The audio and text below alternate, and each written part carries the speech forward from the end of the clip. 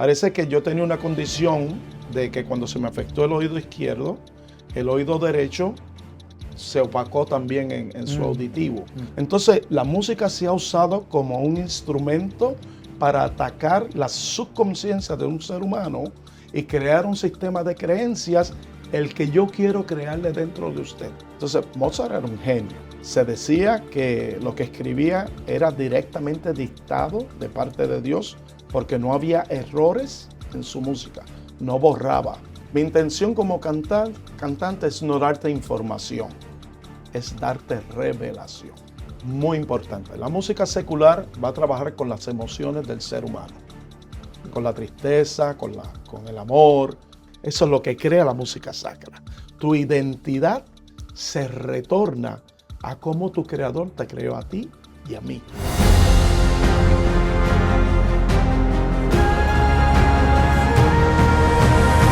Bienvenidos a Escuela de Pescadores.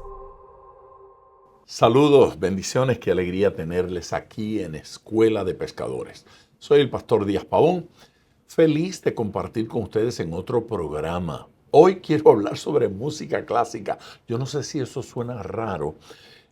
Hace unas semanas tuvimos a Richie Ray y hablamos sobre salsa, el origen de la salsa, pero hoy voy a conversar con una persona que se dedica a la música clásica. Es un tenor puertorriqueño radicado en el estado de Michigan, acá en Estados Unidos, y que viaja a través del mundo cantando, participando en óperas, conciertos, actividades todas en torno al tema de la música clásica. Y usted tiene que preguntarse, ¿y qué tiene que ver la música clásica con Escuela de Pescadores? Bueno, en primer lugar, que la persona de la que estoy hablando es un cristiano, un fiel y comprometido cristiano con el Señor y con su obra. Pero aparte de eso, un conocedor del tema, y nos va a compartir un poco acerca de cómo descubrimos o encontramos a Dios en medio de la música a través de la historia. Así es que demos la bienvenida a don Carlos Seize. Carlos, Dios te bendiga, bienvenido, hermano mío. Gracias. Es difícil contestarte, porque no sé si contestarte como el hijo espiritual que soy tuyo. Gracias. O como el tenor. ¿Por qué no entonces no tratamos de combinar ambos en esta conversación? Sí, yo creo que sí. Que podamos hacer el hijo espiritual y el tenor. Así que gracias por tenerme en tu programa como padre y entonces también como director de la Escuela de Pescadores. Qué bueno. Escuela de Pescadores, durante este tiempo que hemos estado en el aire semanalmente, a veces con un par de entrevistas en la semana, otros con una sola entrevista, todas enriquecedoras. El tema de la música se ha repetido en nuestros programas. Claro, mucha gente habla, y yo también, de Escuela de Pescadores como una escuela teológica, donde queremos hacer doctrina, donde queremos ir a la Biblia y ver qué dice la Biblia acerca de este o aquel tema. Pero ocasionalmente traemos testimonios, gente cuya vida, cuya experiencia es enriquecedora. En este caso, la experiencia tuya como cantante me interesa. En primer lugar, porque me contaste una vez, y yo sé que no está contemplado en las preguntas que teníamos para esta conversación, pero tú me contaste una vez que siendo un niño de 9 años, estuviste en peligro de perder la audición por uno de tus oídos. ¿Qué oído era? El izquierdo. El izquierdo. ¿Cuál era la condición? ¿Era una infección? Me dio una infección porque a mí me encantaba nadar y vivíamos en Carolina y había una piscina cerca de nosotros y parece que el mantenimiento no era muy rígido y tomé una infección que llegó a ser muy seria. Muy seria. Si esa infección se hubiese desarrollado, si el diagnóstico o cuando menos la preocupación médica de perder el oído, si eso hubiese ocurrido, tu carrera como tenor tal vez no hubiese sido lo que es o del todo, si hubieses estado sordo de ese oído, no te hubieses desarrollado Claro. como cantante? Hipotéticamente puedo decir que quizás sí, quizás no, porque nunca lo sobrellevé. Sí me afectó a la edad de los 9 años en la escuela. O sea, tenía una deficiencia de poder escuchar y entender claramente. Parece que yo tenía una condición de que cuando se me afectó el oído izquierdo, el oído derecho se opacó también en su auditivo. Ok. Parece que la infección me atacó muy fuerte el oído izquierdo, Muy fuerte. pero no tan severamente en el derecho. Ok, pero si hubieses quedado sordo totalmente del oído, como quiera hubieses podido ser Tendría tenor. mucho problema, Limitaciones. mucho problema porque no estuvieran recibiendo toda la información a través de un solo oído. Y creo que sería bastante difícil para mí entonar, ¿ves? Porque pierdo un espectrum del sonido natural. ¿Fue tu primer milagro? Sí, mi primer milagro. Tu mamá te llevó a una campaña. Sí. ¿Qué tipo de campaña era? Era una cruzada en Villa Carolina, en Puerto el Rico. parque de pelota, donde yo jugaba como niño, porque jugaba en ese parque. Y había un evangelista que llegó y mi mamá, que se crió en la iglesia, y nuestra tía, que es pastora, fue pastora, le dijo a mi mamá, ¿por qué no llevas a Carlos a esta cruzada? Porque Oran por los enfermos. Dios usa a este hermano orando por los enfermos y hay muchos milagros probados. Entonces mi mamá, sabiendo que había nada que perder, me llevó. Y creo que fue el tercer día que yo recibí el milagro de parte de Dios. Dios te sanó el oído. Completamente. ¿Desapareció la infección? Desapareció la infección. ¿Quedaste oyendo bien? Escucho mejor por el oído izquierdo. Así que mi esposa siempre cuando quiere ser clara, me usa el oído izquierdo. El oído izquierdo. Y sí, y fue una experiencia porque un muchachito de 9 años. Y yo pasé porque mi mamá me dijo, pasa, vete. Y yo fui y cuando yo sentí aquella explosión dentro de mi oído. ¿Sentiste una explosión? Una explosión. Usted sabe cuando algo hace ¡pap! Sí, el pop ese. Eso me sucedió en el oído izquierdo. Y ahí yo me asusté porque empecé a escuchar muy bien. Wow. Y empecé a escuchar tantas cosas agudas que no había escuchado. Sonidos tan altos que no lo había contemplado antes por la pérdida del oído. Que hasta el día de hoy descubriste. Sí, descubrí. Que hasta el día de hoy escucho frecuencias que para un hombre de mi edad se supone que no escuche. De veras. O sea que el deterioramiento de mi oído ha sido muy leve a través de la izquierda. Qué tremendo eso. Sí. Me alegra oír eso. ¿Dirías el nombre del evangelista o lo quieres mantener en...? No. Quiero decirlo públicamente. Es un gran amigo tuyo, fue un gran amigo tuyo. Compartiste con él muchas experiencias lindas. Yo sé que tuviste una amistad muy personal con él y para mí es orgullo decir que fue el evangelista Gille Ávila. Amén. Gloria a Dios. Sí, qué bueno. Bueno, de eso hablamos más abundantemente en otro programa Gracias, de lo que Dios hizo en esa dimensión de lo milagroso. Estudiaste música, fuiste al Conservatorio de Música de Puerto Rico. Sí, me dieron una beca para estudiar en el Conservatorio de Música. Yo no tenía las facilidades económicas para poder asistir a una universidad. Pero la maestra María Esther Robles, que era la directora del departamento de canto en esa ocasión, yo le hice una audición y ella fue la que vio la esperanza. Ella fue la que notó, el material que yo le llevé en la audición, pero con el trabajo, cómo esa voz podría sonar, Okay. con el señalamiento y el entrenamiento de las destrezas que se requiere para ser un tenor. Luego, mientras has desarrollado tu carrera como tenor, como cantante, también has estudiado con algunos otros maestros en distintos países. Sí. Uno o dos de ellos.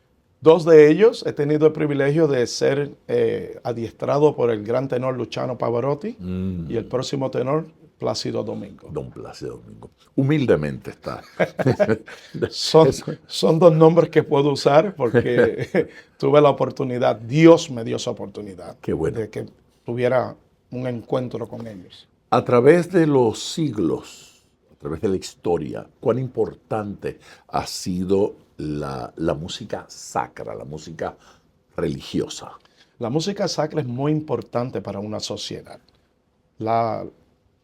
El tono, el nombre de sacro significa que es una separación, una música que es dedicada para unos temas, para unos textos, y la música sacra tiene un sonido, porque cada mensaje tiene un sonido, sea ese mensaje hablado o cantado.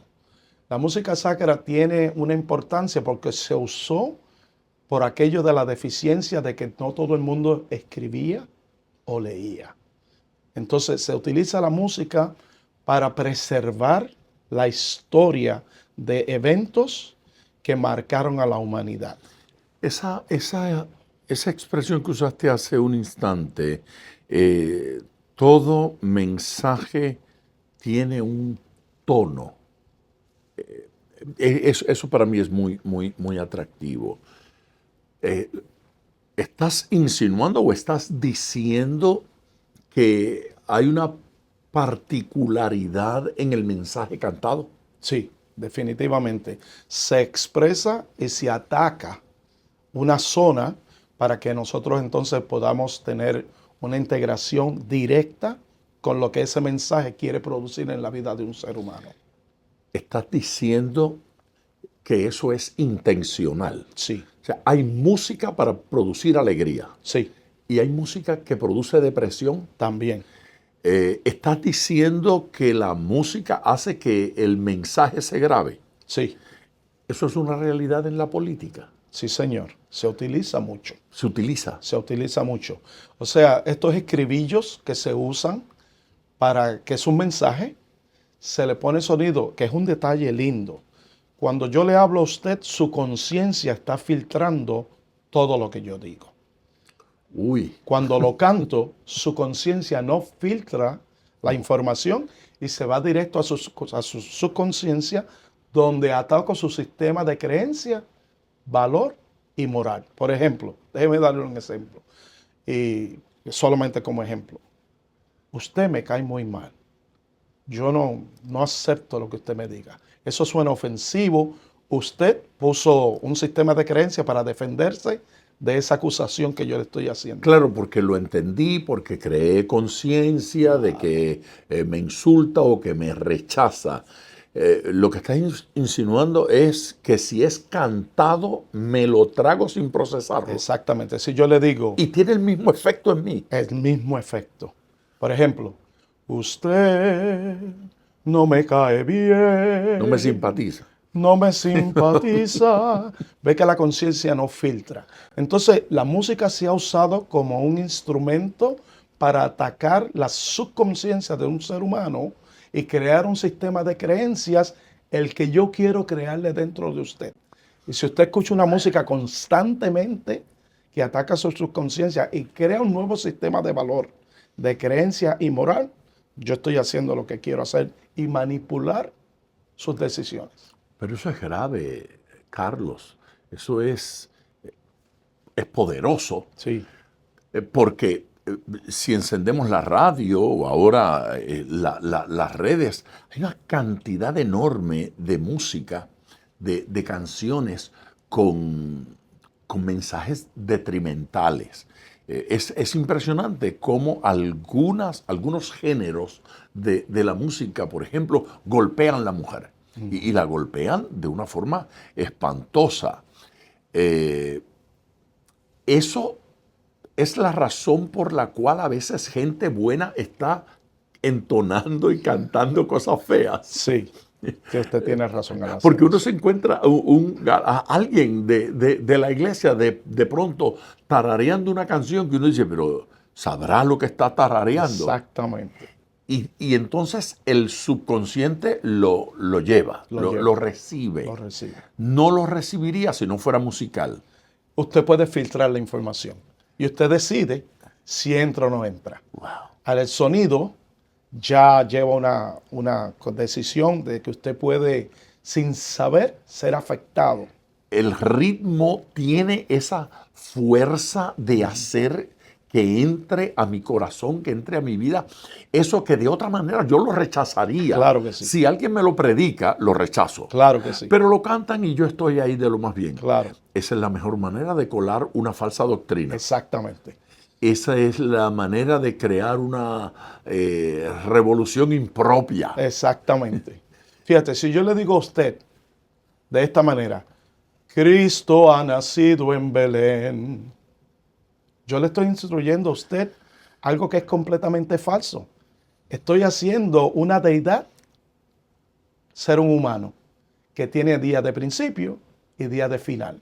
Sí, porque de alguna forma estoy diciendo una verdad que tiene una implicación no del todo cierta. Dios no nació en Belén, Dios fue desde siempre, Él era desde siempre. El niño, la segunda persona de la Trinidad fue encarnada en Belén, pero Dios no comenzó allí. Ese no es el inicio de Dios. Es verdad, de alguna forma estoy diciendo algo falso, aunque no es intencional. No es intención. Pero la idea es que eso sí podría tener un efecto detrimental, negativo, Claro. en la gente. Carlos, ¿ha sido usado así? Muchas veces. O sea, yo puedo usar como agente de crear una agenda dentro de su mente, porque yo puedo manipular tus emociones cuando canto. Yo tengo, no por invitación, sino porque usted vino a escucharnos, ya usted ha rendido su voluntad a lo que yo pueda hacer con usted. Y entonces al hacer eso, ya usted me ha abierto una puerta que yo la puedo usar con toda claridad, que es lo que Satanás quiere hacer. A ver, yo estaba en cierto país hace unas semanas y tuve una conversación con alguien que me dijo, el cantante fulano de tal estuvo en concierto aquí. Ese es un cantante en particular que en su letra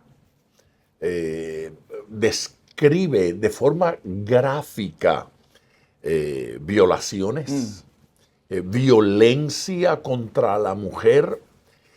Pero él me dijo, la persona que me está contando esta me dijo, impresionante ver cómo padres llegaban trayendo a sus niñas, adolescentes, a este concierto porque este cantante es favorito de esa generación, de esas personas jóvenes.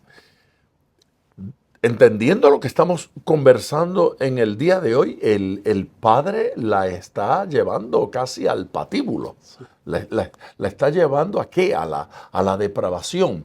Estamos diciendo que toda esa violencia, toda esa cochinada que este señor está diciendo, esas niñas y esos jovencitos lo están absorbiendo, lo están recibiendo en su subconsciente prácticamente sin filtro. Así mismo, porque crea un gusto. Y usted escucha de veras ese tipo de mensaje que crea una conducta. Wow. Entonces hay que tener mucha claridad en lo que uno escucha, el mensaje que uno escucha. La Biblia nos exhorta a meditar en la palabra de Dios. Entonces hay que meditar en escuchar la palabra de Dios. La música cristiana, en este caso la música sacra, la música cristiana, entonces debe ser un instrumento para asistirnos en la meditación. Claro que sí. Wow. Yo creo que tenemos la oportunidad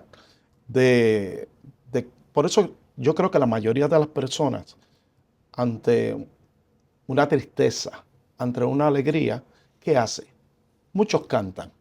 Y al cantar se medita. Entonces hay una experiencia espiritual, mental y corporal. La Trinidad actuando dentro de un ser humano. Cada uno tiene unos renglones. Entonces, ¿qué sucede? Al yo cantar, de mí emanan muchas emociones positivas, afectivas o negativas.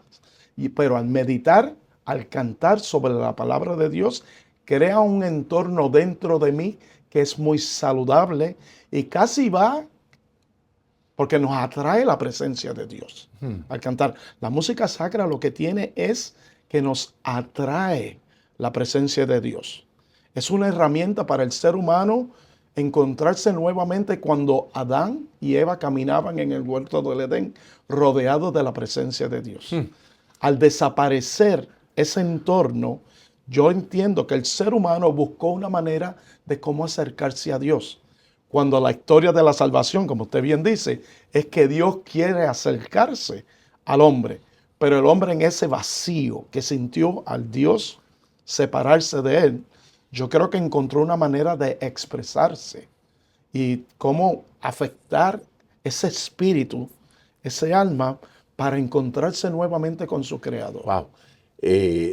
La música entonces de alguna manera es terapia. Definitivamente. Si la usamos de manera correcta. De manera correcta. Cuando yo era niño, o tal vez adolescente, pegó una canción que decía más o menos en una de sus líneas: fácil es cantar cuando reina la paz.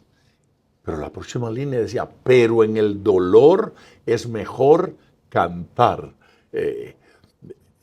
Sabían lo que estaban diciendo. Sí, señor. El que escribió esa canción sabía lo que estaba diciendo. Le estaba diciendo a la iglesia o a todo el mundo: no se deje dominar por la tristeza, no se deje dominar por la amargura. Cante. Aprenda a utilizar el cántico como terapia. En la experiencia de la música sacra, yendo tal vez un poquito atrás a la historia, a esos grandes compositores de la música sacra clásica de aquellos años, la elección del texto, ¿sobre qué base se trabajaba? Ellos eran tan responsables con eso, porque como uno conoce que la música puede crear un sistema de creencias, ellos tenían como una prioridad increíble de saber que lo que se iba a cantar estuviese correctamente y que estuviera alineado con la palabra de Dios. Así de responsables eran. Muy responsables. Es decir, que nadie espontáneamente, de forma alocada, con una musiquita simpática, le metía una letra cualquiera y la estábamos cantando el próximo domingo. Sí. Este fue como la gente dice, le culpan a Dios. Sí. El Señor me dio este cántico, este corito me lo dio el Señor. Y cuando uno lo escucha, dice: no creo que Dios le dio ese corito. No creo que Dios inspiró esa letra. Estos señores compositores y escritores se aseguraban de que su texto fuera teológicamente responsable. ¿Cómo lo hacían? Pues es muy interesante esa pregunta. Por ejemplo, vamos a usar el nombre de Mozart, Wolfgang Amadeus Mozart. Espérate, ese montón de nombres, ¿cómo fue otra vez? Wolfgang Amadeus Mozart. Que lo único que uno oye siempre es Mozart. Entonces, Mozart era un genio, ¿ok? Se decía que lo que escribía era directamente dictado de parte de Dios porque no había errores en su música. No borraba y volvía a escribir. ¿En serio? En serio. Entonces, ¿qué significa? Yo borro 20 veces. Yo 30. Entonces, ¿qué sucedía? Mozart quería hablar sobre la tercera persona de la Trinidad, el Espíritu Santo. Él sabe que él no tiene el bagaje, el conocimiento teológico para hablar correctamente de la tercera persona de la Trinidad. Bueno, primer señalamiento de suma importancia. Reconozco mi limitación teológica. Exactamente. Hay compositores hoy que parece no reconocer su limitación teológica. Claro. Entonces Mozart decide ir a un libretista. Un libretista es una persona que compone una novela, que compone poemas. Es un escritor profesional. Profesionalmente. Él reconoce mi limitación de crear hasta una poesía. Pues voy donde alguien que está muy comprometido con eso, escribe la poesía sobre la tercera divina de la persona de la Trinidad. Se lleva luego a un teólogo. Así era el proceso. Vamos a ponerlo al día de hoy. Yo quiero componer una canción acerca de Jesús. Voy donde un poeta. El poeta me da el texto. Entonces, antes de yo ponerle una melodía a eso, yo se lo traigo a usted a un teólogo. Usted examina y usted me dice, no, aquí hay unos problemitas, vamos a ver. Entonces usted me dice, corrígelo. Yo se lo envío nuevamente al poeta. El poeta los corrige. Nuevamente yo se los traigo a usted. Ese proceso podía tardar años. ¿En serio? En serio. Podía tardar años. Una vez Mozart estaba certero de que esto era lo que el teólogo aprobaba y lo que el poeta aprobaba, entonces él hacía la composición y la composición le podía tardar 1 hora en hacerlo. Wow. Así de buen músico era. Así de buen músico. Pero el proceso de asegurarse. Así que la letra era primero. Revisado teológicamente y entonces le vamos a poner música a este mensaje. Por eso esos himnos históricos son tan ricos en contenido.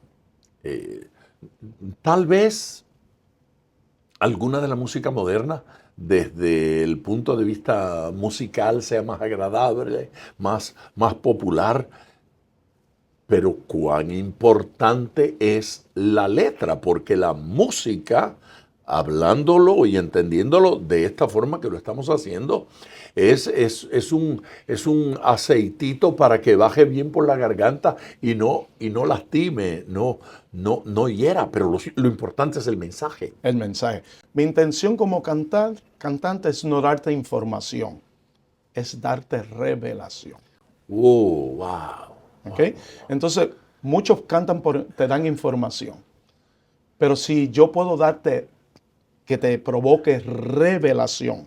Que vea a Dios. Que vea a Dios. Que vea la doctrina bíblica. Que vea la doctrina bíblica. Estamos los preceptos de Dios. Edificando a la iglesia. Estamos edificando. Estamos construyendo. Hay una riqueza en eso que seguirá y trabajará y ayudará a la meditación personal y a la meditación colectiva cuando cantamos en comunidad.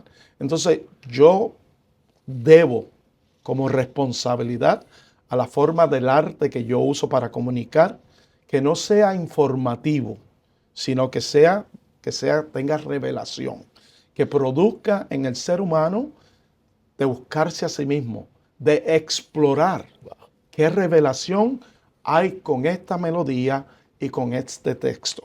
Mozart, Beethoven, Juan Sebastián Bach, Franz Liszt, Brahms, todos estos compositores lo hacían adrede, porque ellos querían marcar su vida. Era intencional. Hasta el día de hoy, era intencional. Estamos conversando con el tenor Carlos Ceise y lo que estamos hablando en el día de hoy me parece que debe ser escuchado a través del mundo entero. Todos debemos oír esto. Esta información no es solo para cantantes y músicos, para todos. No solo para el que compone, sino para el que oye, para el que canta, el que repite, que de vez en cuando nos convertimos en eso, en repetidores inconscientes, sin darnos cuenta que estamos afectando nuestra vida y estamos afectando la de mucha gente. Así es que hoy haga 2 cosas, dele me gusta a este podcast y compártalo con algunas personas de una vez.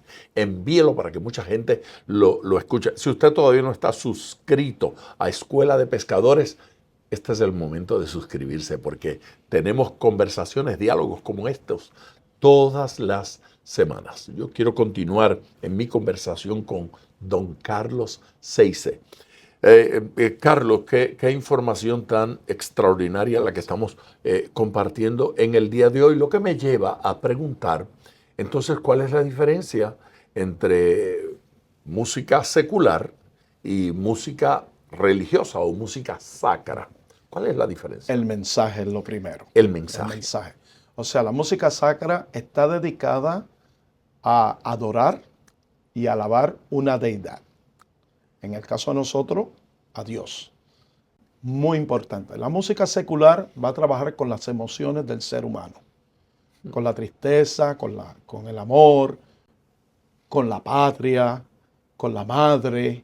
Todas esas cosas lindas que son de ente humanístico.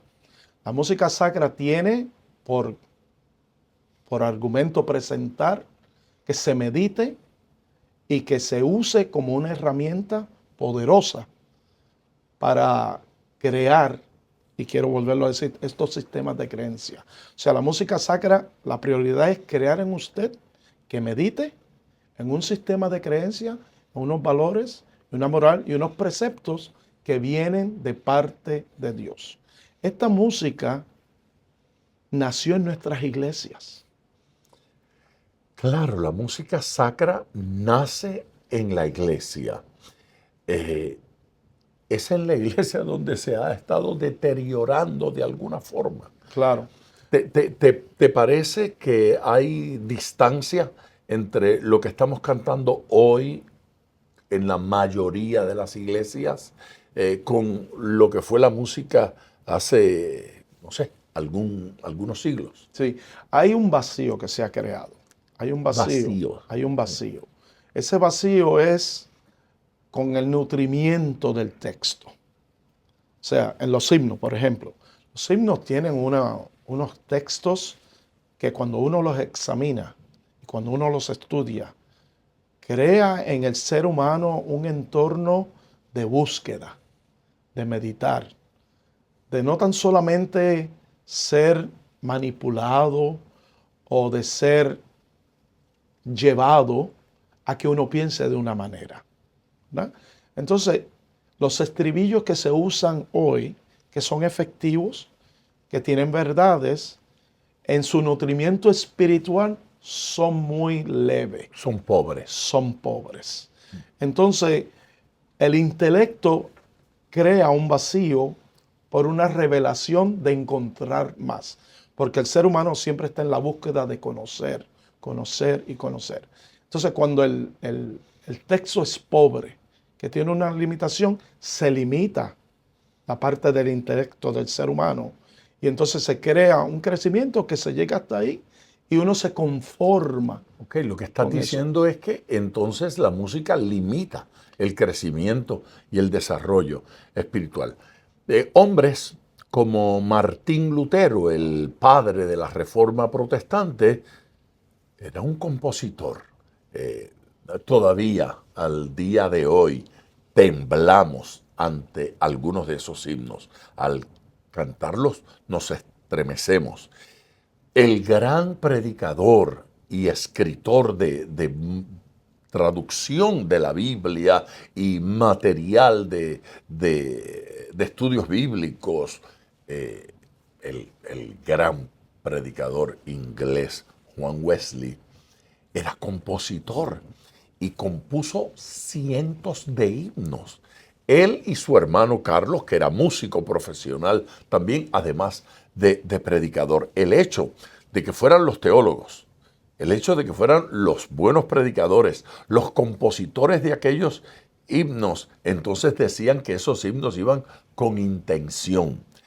Cuando el músico, no el teólogo, escribe la letra, corremos peligro. Podemos entrar en una zona muy peligrosa. Eso de Mozart a mí me parece genial. Lo de él era la música y se limitó a la música. Que la teología la hagan otros, que otros escriban la letra y yo me encargo de... Ha habido gente como, por ejemplo, esta pareja de peregrinos y extranjeros, Wisson Torres y Leida. Ellos se han dedicado a cantar la Biblia. Esos no tienen, allí no hay mucho margen de error, porque ahí están poniéndole música a salmos, poniéndole música a pasajes de las Escrituras. Eso edifica. Eso es muy responsable, porque estás haciendo una cosa que es muy, muy productiva. Estás creando esos preceptos que habla la Biblia, esas declaraciones que habla la Biblia, las estás acentuando y se están grabando en las tablas de tu corazón. Qué lindo y eso. cuando eso se graba en las tablas de tu corazón, tienes herramientas para luchar con los afanes del día, con los problemas que te vienen. Porque no hay cosa más bella que en un momento que uno se siente completamente caído, y uno se siente abatido, afligido por él, decir, Santo, Santo, Santo, Lindo. Señor, Dios omnipotente. Es decir, esas verdades, esas declaraciones que no solamente están saliendo del intelecto, están acompañadas del Espíritu. El mismo Espíritu que Dios puso dentro de nosotros al soplar ese aire en nuestros pulmones. Y que de nuestros pulmones salga ese mismo aire para reconocer con toda verdad y toda certeza que Él es santo. Esa es la música sacra. Eso es lo que crea la música sacra. Tu identidad se retorna a cómo tu Creador te creó a ti y a mí. Y entonces eso nos da sensación de que estamos en la identidad que Él nos creó, reflejando el carácter que Él puso a través de nosotros con tan solamente poner un aliento de vida.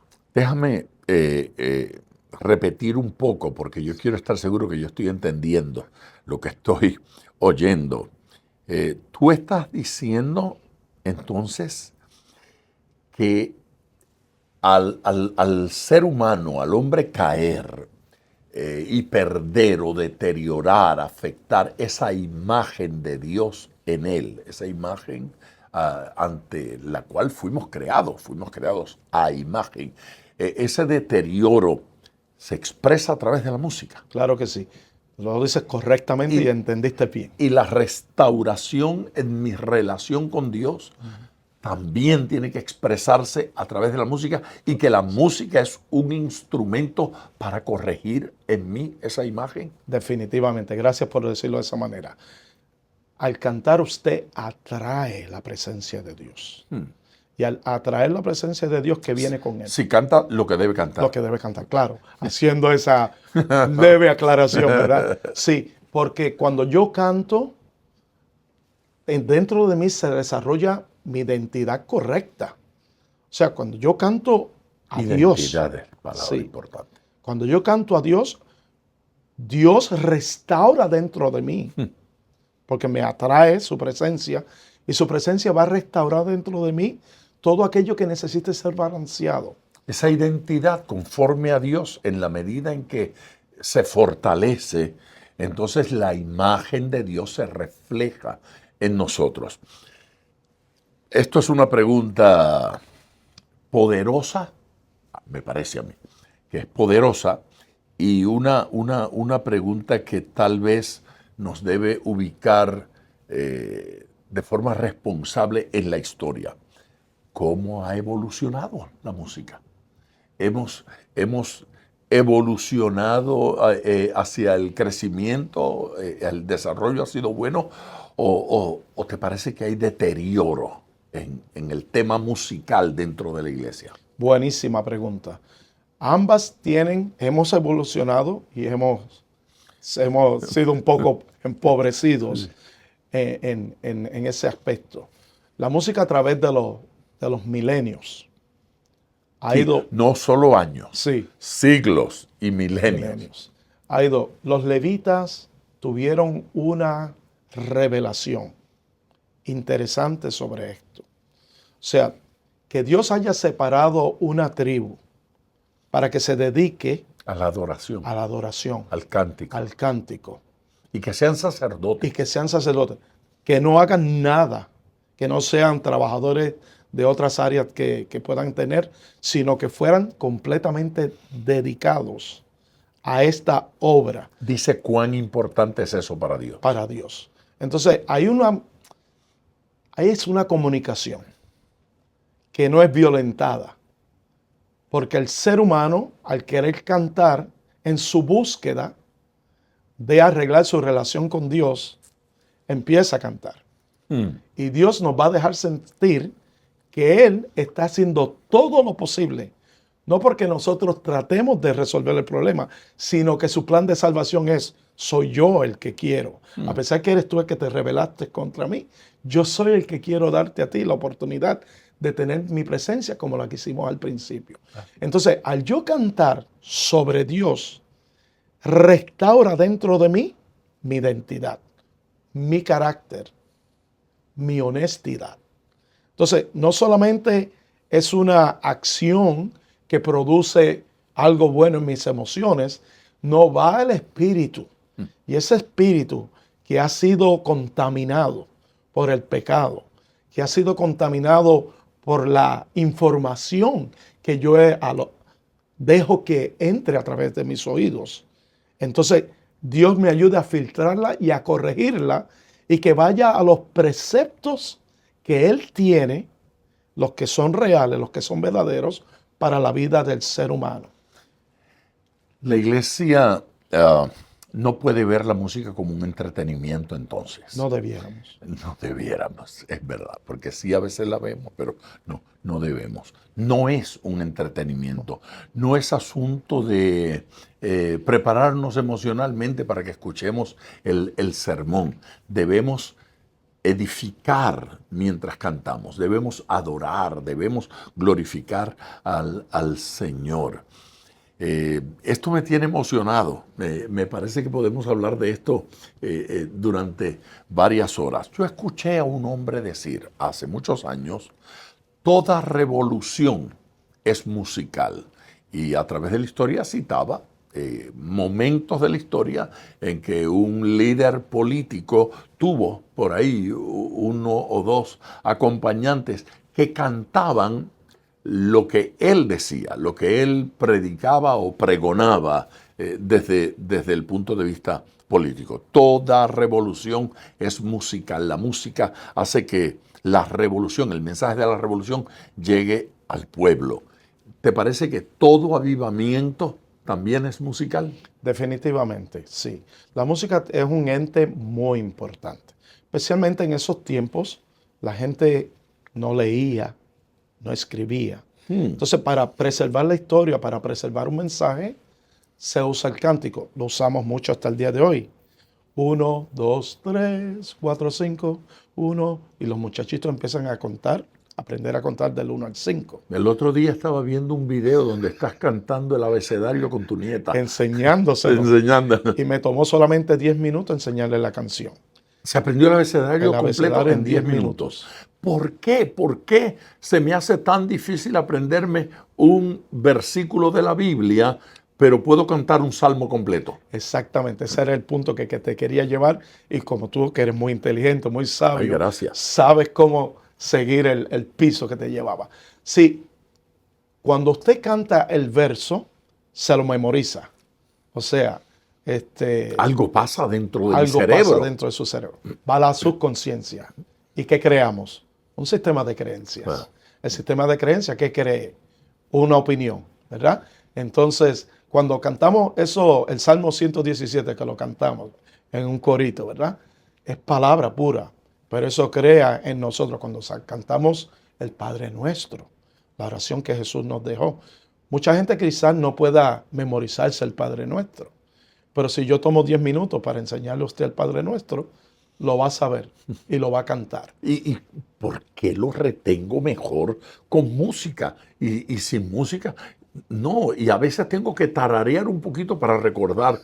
No es cierto. Claro, ya tenemos que entrar en otro programa que lo Claro. podemos hacer. Viene el efecto de las frecuencias. El efecto de la frecuencia es lo que crea en el ser humano esa memoria musical. Porque dentro del ser humano hay una frecuencia que está balanceada. Y entonces esa frecuencia, para que sea balanceada, tiene que tener una raíz de 3, que es la Divina Trinidad. Entonces, toda frecuencia, para darle un ejemplo, la frecuencia que usamos hoy es 4.40, 440 Hz. Si la sumamos, 4 más 4 es 8, más 0 es 8. La dividimos por 3, está desbalanceada. Ahora, la que usamos en la música clásica, la 432 Hz. ¿Qué significa? 4 más 3 es 7, más 2 son 9, la dividimos por 3, es 3, Tres. está balanceada. Por eso lo primero que a usted le sucede cuando va a un concierto clásico es que se quiere dormir. ¿En serio? Sí. Ah, bueno, entonces no me debo atormentar No se atormente. cuando alguien se duerme en mis Claro, sermones. porque está en una buena frecuencia. Entonces, Ojalá, ¿por qué ojalá. ¿por qué nos encanta ir a la naturaleza y escuchar a las aves. A las aves. Escuchar el ruido de la ola, del agua No, golpeando no. la roca. No quiero oír eso. Porque están balanceados. ¿De ¿Y veras? qué nos produce? Porque la naturaleza está balanceada. Los ¿De mejores veras? instrumentos, por eso usted va a descubrir ahora por qué a usted le encanta tanto el violín. A mí me encanta. Está hecho de madera. Y el sonido del violín es un sonido balanceado. De veras. Ahora, cuando usted escucha una flauta que no es de madera, que es de metal, ahí ya se producen unos encontronazos. Ahora, cuando escucho el oboe, que es el instrumento que nosotros usamos para afinar la orquesta, es un instrumento de madera. Y ese determina cómo vamos a afectar su sonido y su interior para balancearlo. Eso es otro programa. Wow. Influencia de la música sacra en el ser humano y más allá de eso, influencia de la música sacra en la nación. Estamos hablando de cómo nos afecta, tal vez para ir cerrando nuestro programa en el día de hoy. Carlos, tenemos una responsabilidad nacional cuando componemos. Claro que sí, pastor. ¿Debemos componer para vender o debemos componer para transformar la nación? Wow, qué declaración. Yo creo que yo no lo puedo decir mejor de lo que usted ha dicho ahí. Sí tenemos esa responsabilidad. Como la tiene usted al predicar, de prepararse bien. Como la tengo yo de prepararme bien para cantar. Dios nos ha encomendado esa responsabilidad. De que nosotros colaboremos con Él en este plan de salvación. Entonces, la música sacra debe de curar, sanar una nación. Tenemos el ejemplo hermoso del rey David, los salmos. Hemos hecho una colección de 150 salmos que protegen la vida espiritual del ser humano. Hoy los leemos, pero los salmos es Jehová es mi pastor, nada me faltará. En lugares deleitosos se cantaban. La riqueza es cuando uno agarra ese salmo en nuestro hogar y le pone la melodía que uno quiera y lo canta. Agarra una vivencia, agarra un carácter, una identidad dentro de mí que me embarga, no la emoción, sino el carácter de Dios. Entonces, al hacer eso, si lo hacemos para sanar una nación, que el mensaje de la palabra de Dios tenga un sonido y que el pueblo escuche el mensaje de Dios, tenemos un arma que está llegando a la conciencia sin que la conciencia pueda filtrar esa información. David era muy bueno en eso. David era rey, pero era sacerdote a la misma vez.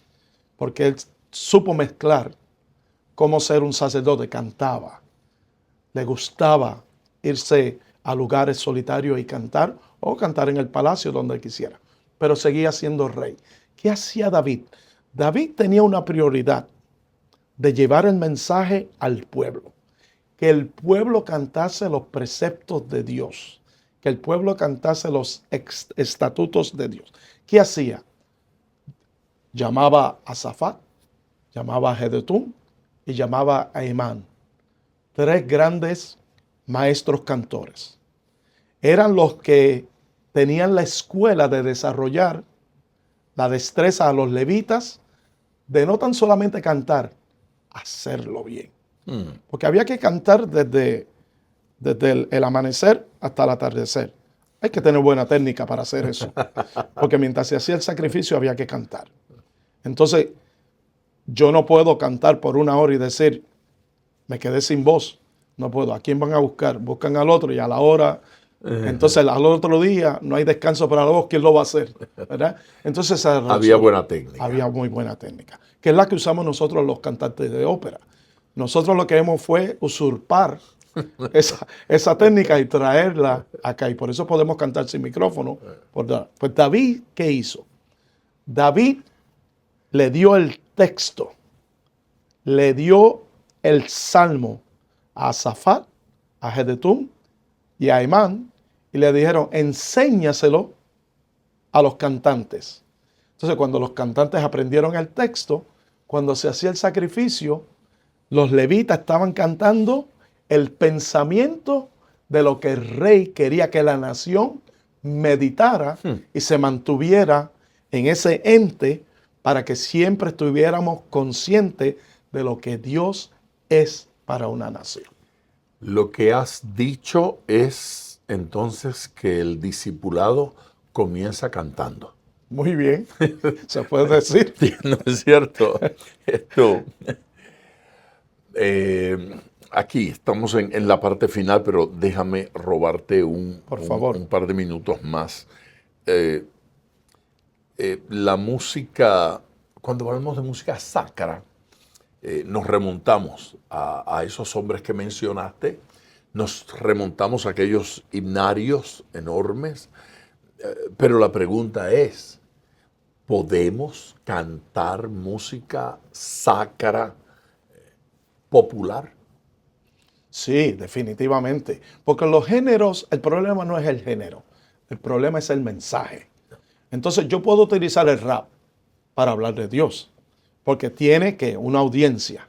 Yo nunca le voy a llegar a esa audiencia. Un tenor, yo no le voy a llegar a la juventud. Eso.